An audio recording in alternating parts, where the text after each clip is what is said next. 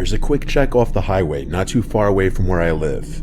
It's the only thing open 24/7 in my rural, middle-of-nowhere town.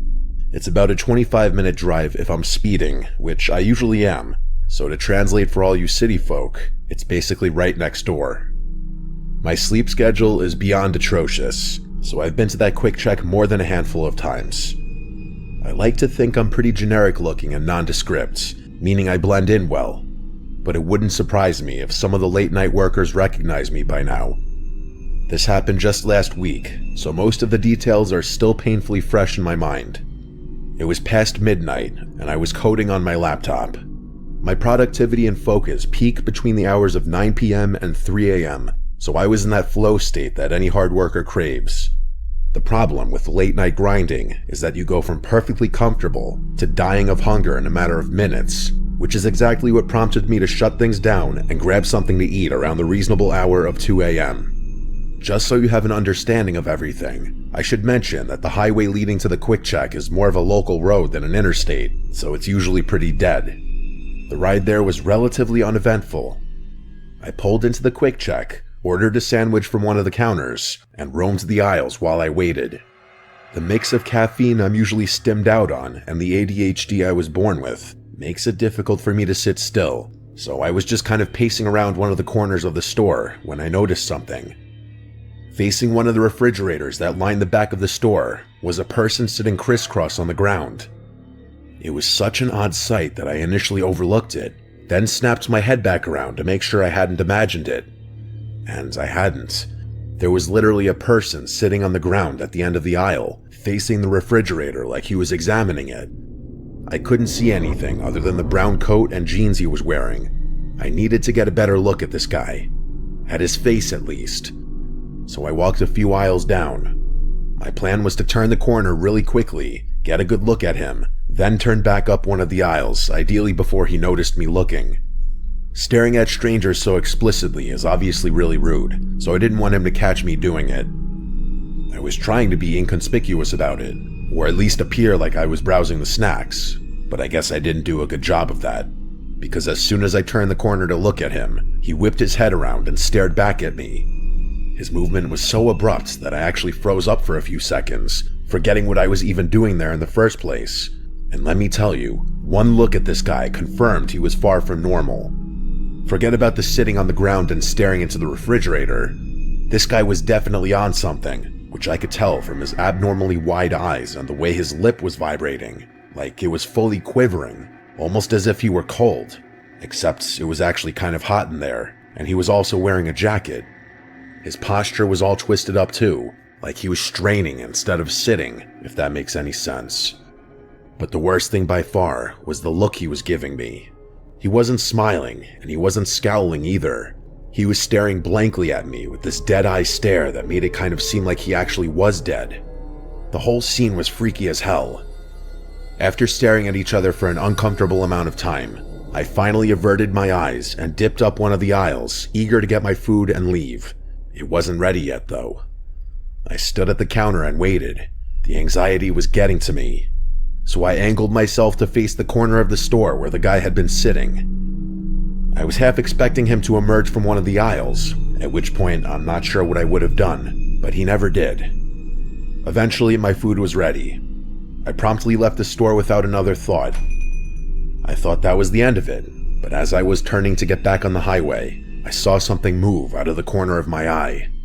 I glanced back towards the store and saw a person running full speed from the store entrance to the far end of the parking lot. I was already halfway onto the highway at that point, but as soon as I saw what looked like a brown coat, I knew it was him. As I drove past the quick check, I looked over at it one more time to see that guy was now jumping into a truck. I didn't even want to imagine what a guy like that could possibly be rushing to do at 2 a.m.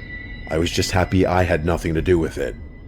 I sped off, just wanting to get home in peace. After a few minutes, the last of the fluorescent storefront lights faded into darkness behind me, and I was driving through desolate nothingness once again. I'm used to being the only car on the road when it's that late at night, which is why it was so surprising when I noticed headlights in my rearview mirror, but it was even more surprising when I realized the headlights were getting closer, meaning they were going faster than me, and I wasn't exactly driving the speed limit. My first thought was that I was about to get pulled over, so I instinctively slowed down a bit. The headlights kept approaching, and I knew what was about to happen. Police lights were about to start flashing, and my night was about to be ruined. But once the car finally got close enough, I realized it wasn't a cop. It was that guy from the Quick Check. It was the same car from the parking lot. I've never been more certain of anything in my life. I slammed my foot back on the gas and got back up to speed. The guy behind me started flashing his lights at me and honking, and I didn't know what to do. Try and outrun him or pull over and just pray that he'd keep going. I was in a sedan and he was driving a pickup truck, so I figured I could outrun him. The faster I went though, the more terrified I became. I can only describe that feeling as true terror, the feeling that you're literally approaching death. By the time I'd gotten up to 100 miles per hour, the voice in my head was screaming that I was going to die if I kept accelerating. I swerved into the right lane, hoping he'd shoot by me, but instead, he actually swerved to stay behind me. I started slowing down with the intention of pulling over on the shoulder, but the moment I took my foot off the gas, the truck actually rammed into me. I grabbed the wheel to stabilize the car and realized I was in a life or death situation. The guy tailing me was trying to kill me. Everything was happening so fast. I couldn't think. I knew he was going to try ramming me again, and at that speed, I knew I would be lucky not to spin out. I don't know if it was the terror or my survival instincts kicking in, but the moment I saw him go for it, I swerved to the left and slammed on the brakes. The truck shot past me, and I watched as he swerved back and forth a few times before spinning out and shooting off the highway into the field. Despite how violently my hands were shaking and how terrified I was, I forced myself to start driving again. I sped the entire way home. As soon as I got inside, I called the police and reported the incident, although it's not like I could precisely describe where everything had gone down. They took my statement anyway, and I was happy to give it. I know for a fact that Quick Check had security cameras in their parking lot, so I'm pretty confident they'll end up catching that guy. It's only been a week since this happened, but I haven't heard anything yet. My car isn't dinged up too badly, but I still need to get it repaired. As for why in the world that guy had gone after me, your guess is as good as mine. I just hope I never see him again.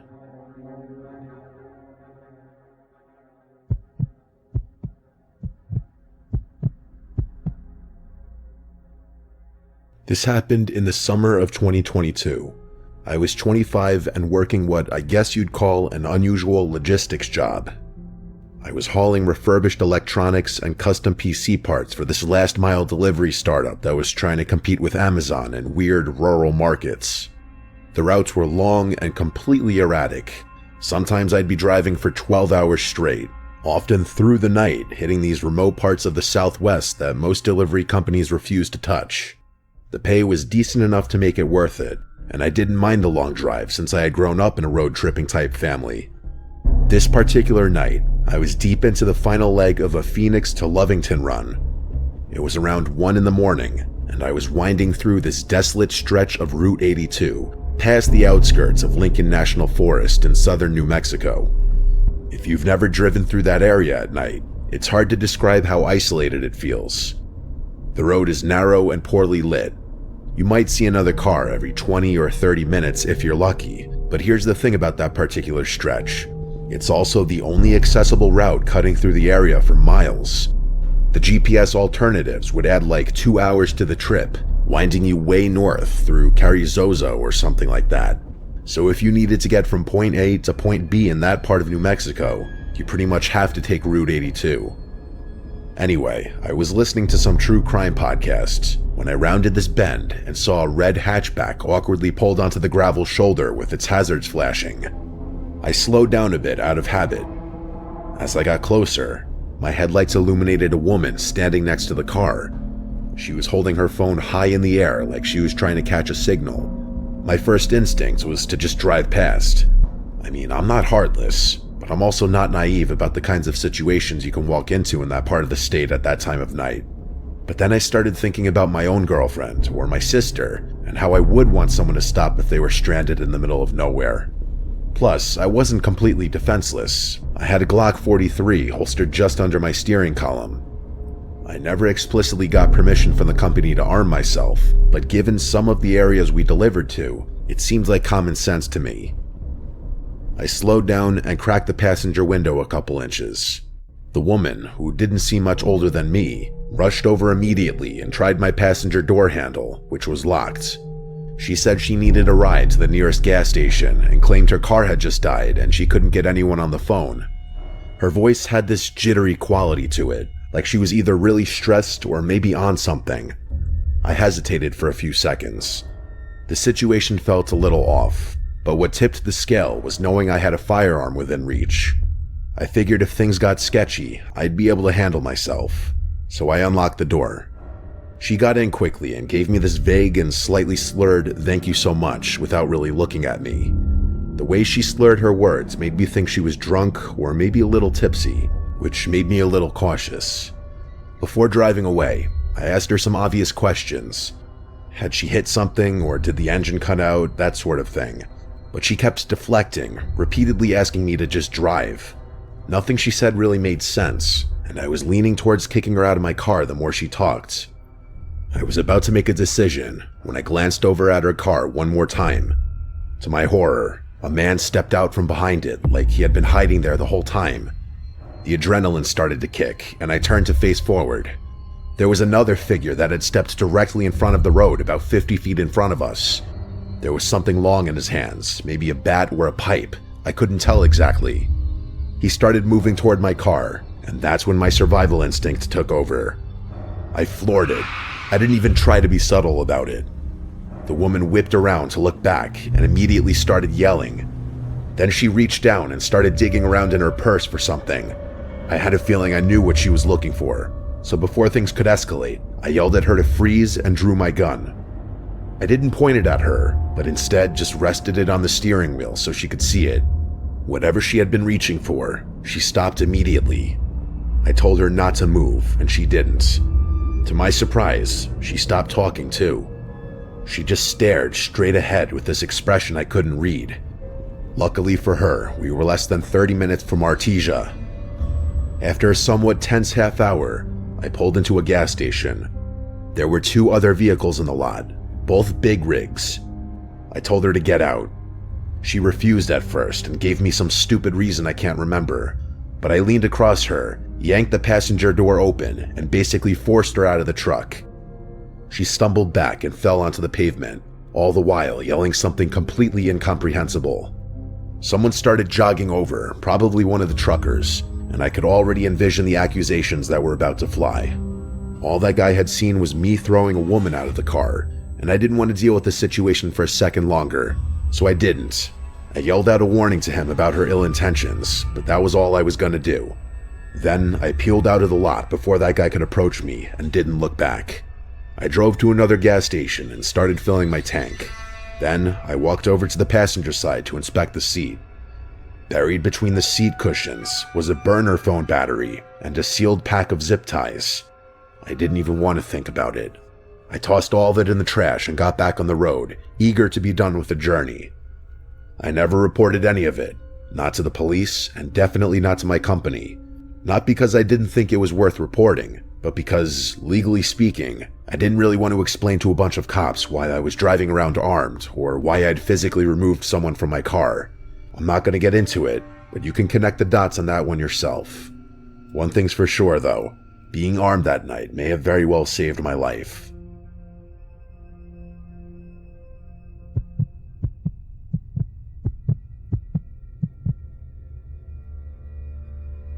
This happened about 3 years ago when my husband and I were driving cross-country from Utah to Georgia.